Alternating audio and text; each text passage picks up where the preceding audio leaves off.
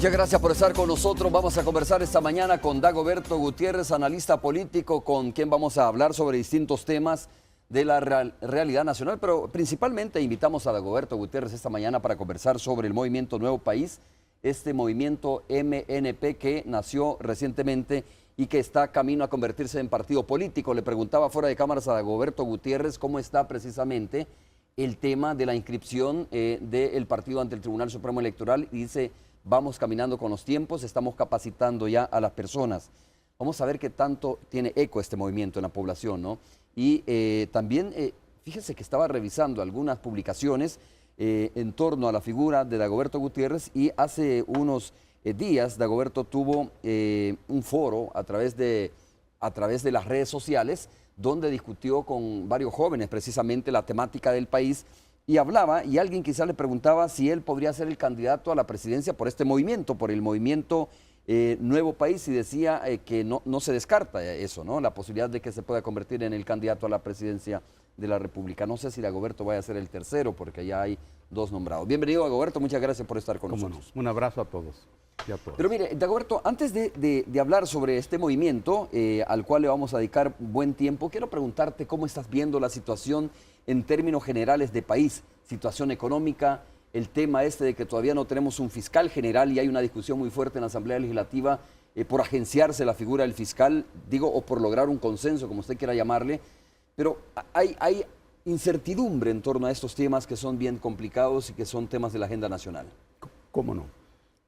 Antes de eso quiero abordar dos cosas de manera rápida. Hemos sabido que Félix Chávez ahí en Mexicanos está enfermo. Componete luego, Félix. No conviene estar enfermo. ¿Es amigo tuyo, sí, Félix Chávez? Sí. Okay. A lo mejor es cuestión de tantas horas que tenemos de estar en este planeta. O tantos minutos, sí. La suma de los minutos se hace grande. Esperamos que te cures rápido. Ahora, además, hay un nuevo libro que se llama Sufragismo y Feminismo.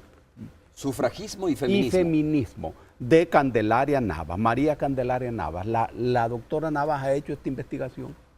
Vamos a hablar de este libro en la radio, en la Universidad Luterana, y lo vamos a presentar. Es importante que lo adquieran y que lo lean. Hay bastante información y bastante reflexión. Un abrazo, Candelaria. Ahora bien, es cierto, todo el país y toda la vida del país huele a crisis. También es cierto que la crisis siempre acompaña al ser humano. En cierto modo, el ser humano es una crisis. Y ahí esta sería una buena noticia. Pero la crisis actual se llama crisis histórica. Primero porque reúne una serie de crisis no resueltas en nuestra historia. ¿Pero huele a crisis o hay una crisis? Sí, huele a crisis. Huele a crisis. Porque la crisis es lo que domina la realidad. La crisis es lo que domina el país. Y esta es una crisis histórica. Por eso el olor es a crisis. El olor es a crisis. Todo es crisis. Y yo explicaba, esta crisis histórica empieza desde el primer momento. Acordate vos, la primera guerra que se nos impuso a nosotros. Guerra armada, guerra política, guerra ideológica, guerra espiritual. Cuando nos invadieron a partir de 1492, los invasores bárbaros que llegaron de Europa, los castellanos. Esa es la primera crisis, la mayor de las crisis. De ahí en adelante venimos juntando crisis. Muy bien, hoy se junta todo eso. Se junta todo eso y estalla todo. Segunda característica es que hoy esa crisis se sitúa en el aparato del Estado. Arriba. Y tercero, esa crisis hoy tiene al régimen con las tripas en la calle. Dagoberto, ¿esto no es un estado de ánimo pesimista? Te pregunto por lo siguiente. Ayer conversaba con el viceministro de Seguridad Pública y decía, mire, no es cierto que exista tal crisis. No hay crisis económica, no hay crisis, no hubo crisis en la Policía Nacional Civil recientemente cuando hubo algún descontento por el no pago del salario y del bono que se les da a los policías en nuestro país. Dice, no hay crisis, o sea, hay sectores interesados que quieren hacer ver a este país que está en crisis, ¿no? Económica, social y política. Es que ocurre que la crisis no es una mala palabra. La crisis no es un mal momento. La crisis es una buena palabra y es un mal momento. Y es un buen momento. Siempre y cuando yo registre ese momento y la resuelva favorablemente a mis intereses. Porque el problema de la crisis es que es producida ciertamente por determinadas circunstancias, pero la tarea política inteligente es resolverla. El problema es que las crisis las han venido resolviendo los poderosos de manera favorable a sus intereses y en contra de los intereses de las mayorías. Ese es el problema. Ahora bien, ¿hay crisis en El Salvador en este momento? Sí, sí. ¿Hay crisis en la Policía Nacional Civil? Sí. ¿Por qué hay crisis en la Policía Nacional Civil? Y hagámonos una pregunta. ¿Esa crisis de la Policía Nacional Civil tiene que ver con el problema de salario? No, hombre, claro que no, hombre. Claro que no. Porque, ¿a dónde radica la crisis? En la relación entre el trabajo y el poder de la Policía Nacional Civil y el poder de los ejércitos a los cuales se enfrenta la Policía Nacional Civil. Esa es una situación de crisis. ¿Quién tiene más recursos?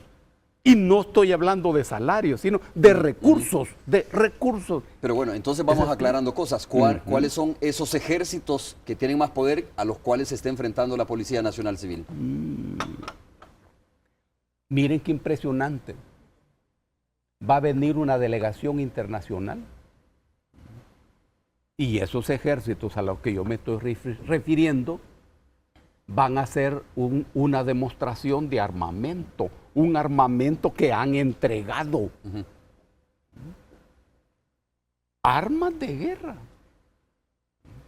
Por eso es que ese es un ejército. ¿Ese ejército tiene una moral menor que la PNC? No. No.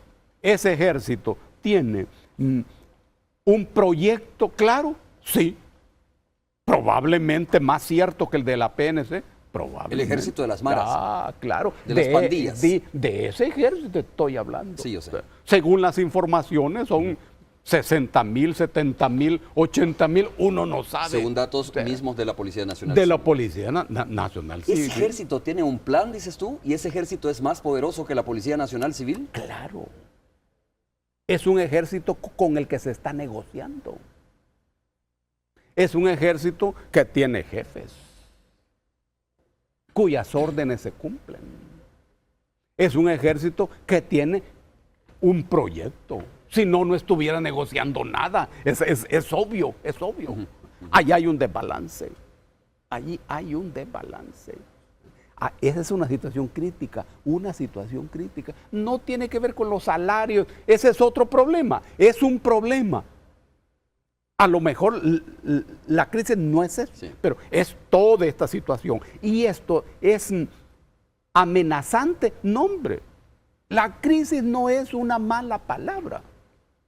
El problema es que yo debo descubrirla en la realidad. Debo descubrirla para resolverla. Porque si yo la niego, entonces no la abordo. Si no la abordo, no la resuelvo. Lo mismo ocurre con una enfermedad en el organismo. ¿Qué es una enfermedad en el organismo de un ser humano? Una crisis. Y si no la resuelves, estalla. Si no la resuelvo, es decir, si no registro esa enfermedad, si no me doy cuenta que existe, no la abordo. Si no la abordo, hombre, hasta me puedo morir. Esa es la inteligencia frente a la crisis. A ver, volvamos a este punto, ¿no? Hablando de las crisis económica, política y de seguridad pública probablemente. A ver, cuando tú dices que hay un ejército más fuerte que la Policía Nacional Civil, el cual tiene un plan, una estrategia, si quieres llamarle así, obviamente entendemos que nos estamos refiriendo a las pandillas, pero ¿cómo o por qué esto afecta a la Policía Nacional Civil, el ánimo al interior de la Policía Nacional Civil? Claro. ¿Por qué esto le genera crisis a la Policía Nacional Civil? Hay un desbalance. un desbalance que afecta la subjetividad en la comparación, en la proyección. La Policía Nacional Civil es una fuerza muy importante para la sociedad, vinculada a la comunidad, vinculada a la sociedad civil, diferente a la Fuerza Armada, que también es una institución muy importante para la sociedad. Pero la PNC requiere su propia personalidad,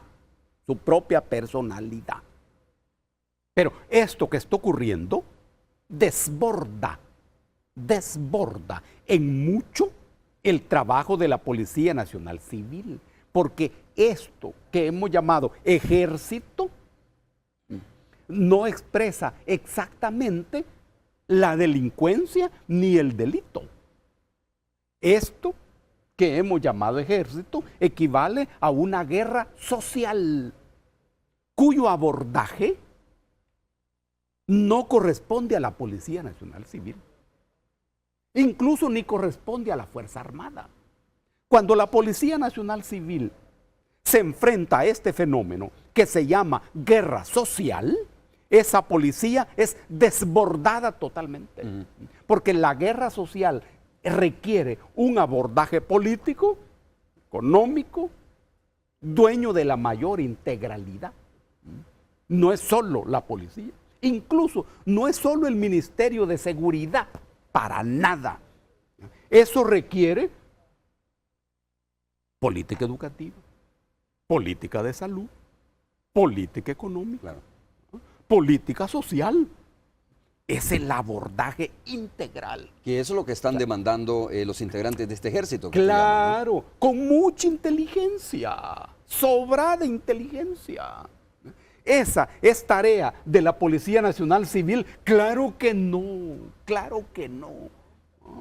No resulta inteligente que la Policía Nacional Civil aborde eso. Siempre la PNC perderá. Eso es como cuando un ser humano intenta enfrentarse a la muerte. ¿Puede ganar un ser humano a la muerte? No, siempre perdemos. A eso equivale. Ese desbalance es al que yo me refiero. Y tú dices, hay un plan que está desarrollando este ejército. Por supuesto. ¿Qué tipo de plan? ¿A qué te refieres específicamente? Es que cuando uno negocia, uno tiene un proyecto y un plan. Ya el plan ya es un área específica de ese proyecto donde están objetivos. Yo no negocio a ciegas, no. Si negocian conmigo es porque tengo poder. Nadie negocia con el débil. Este es el principio fundante de la filosofía de la negociación. Si yo negocio, yo requiero un proyecto de negociación y una serie de objetivos. Lo que uno ha oído de los jefes es muy inteligente. Y eso tiene que ver con la integración de estas personas a la sociedad. Claro, eso es lo mínimo. Eso es lo que dice la Constitución. ¿Y es el último objetivo de este ejército? A ver, poder ser partícipe, digamos, de las situaciones o de las decisiones estas, ¿no? O tener acceso a la salud, la educación, ser invitados, digamos, al proyecto de país. Lo cual es una cosa correcta. Es una cosa correcta. Cuando alguien está detenido en esos centros de detención, no está fuera de la vida, no, ni está fuera de la sociedad, ni está fuera del Estado, ni del país. Las peticiones de ellos son totalmente correctas. Ese es su proyecto. Hasta ahora, ¿se ha respondido a esas peticiones? No. Y aquí hay falta de inteligencia. Precisamente aquí. Cuando esa tarea se pone en manos de la PNC, es aquí donde la PNC es desbordada y será desbordada siempre. Ok, pero aclaremos una cosa. Tú estás asegurando que esto se ha puesto en manos de la PNC o de la Seguridad Pública. El mismo ministro de Seguridad Pública, David Munguía Payés, ha desmentido y ha dicho que no es cierto que el gobierno, que la Policía Nacional Civil, que Seguridad Pública esté detrás de esto. Detrás de esto aparentemente hay dos figuras, ¿no? Que es Monseñor Colindres y Raúl Mijango, que son los mediadores. Dice, Seguridad Pública y el gobierno se mantienen al margen de esto. Están apoyando algunas medidas dentro del marco de la ley, pero niegan cualquier participación y por lo tanto niegan cualquier participación de la Policía Nacional Civil. ¿Cómo no? Manejémoslo así entonces, así como dice David. Ok. Así como dice David. El Ministerio de Seguridad Pública ni la PNC tienen nada que ver en esa negociación. Esta es la posición gubernamental. Muy bien. Sea quien sea el que esté negociando, tiene poder negociador. Las dos partes tienen un poder negociador. Pero siempre requerirá una política integral, que ese es el punto. Ese es justamente el punto. Y hay poder en este ejército y poder en los negociadores. Todo negociador requiere poder. En este caso, estamos hablando del poder de Raúl y de Monseñor Colindres. Esa es la realidad. Un poder negociador aquí y el poder negociador de Mijango y de Monseñor Colindres. Ellos son un poder por sí solos. ¿Ves? ¿Ves la coyuntura? Aparte de esto está el Ministerio de Seguridad Pública y la Policía Nacional Civil y el aparato de gobierno. Tengo que hacer la primera pausa, pero quiero hacerte esta pregunta. ¿Este ejército del que tú hablas tiene un proyecto político electoral? ¿Se traslada hasta ahí, digamos, esta situación de movimientos y todas estas piezas que se están moviendo o no? No parece ser hasta ahora en lo que se ha oído de ellos, que hablan de manera muy inteligente. Siempre. No ha aparecido nada de eso. Ahora, eso que está ocurriendo tiene un previsible valor electoral, eso es otra cosa. Sí. ¿Para quién? Un previsible valor electoral. ¿Para quién? Para aquel que tenga interés en aparecer como el factor estratégico de solución, por lo menos, del número de homicidios en el país. No de la violencia, sino del número de homicidios en el país. Eso sí puede tener un valor previsible. Y los jefes de este ejército saben que eso está en sus manos. En sus manos. Ojo, esto es el valor político de todo eso, que ellos pueden echar a perder cualquier manejo político electoral que se haga. ¿Echarlo a perder o apoyar? O apoyarlo, o mantenerlo. Eso está en manos de los dos negociadores, de Raúl y de Monseñor Colindres, que son los que están negociando esto. Parece que no. Mira la coyuntura. Ok, vamos a hacer la pausa comercial, pero antes vamos a ir con Ingrid Zúñiga. Se encuentra en el centro de San Salvador, donde hay un paro de la Ruta 21 y que por supuesto está afectando a las personas que utilizan esta línea de autobuses. Ingrid, adelante, te escuchamos.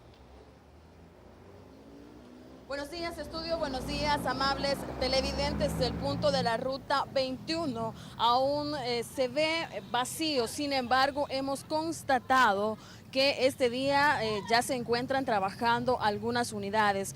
Los trabajadores, los empleados de esta ruta nos han confirmado que de 42 unidades del transporte, son 15 los que ya se incorporaron a sus labores. Por supuesto, ellos dicen que se sienten inseguros. Hemos hablado también con algunos transportistas, usuarios del transporte, y nos han dicho que también ellos se sienten amenazados, inseguros por la no presencia policial acá en estas unidades. Este es el informe a esta hora. Con esto regreso con ustedes. Buenos días. Inteligentemente. Bueno, muchas gracias, Ingrid, por esa información. Vamos a hacer la pausa comercial correspondiente. Regresamos para continuar conversando con Dagoberto Gutiérrez esta mañana.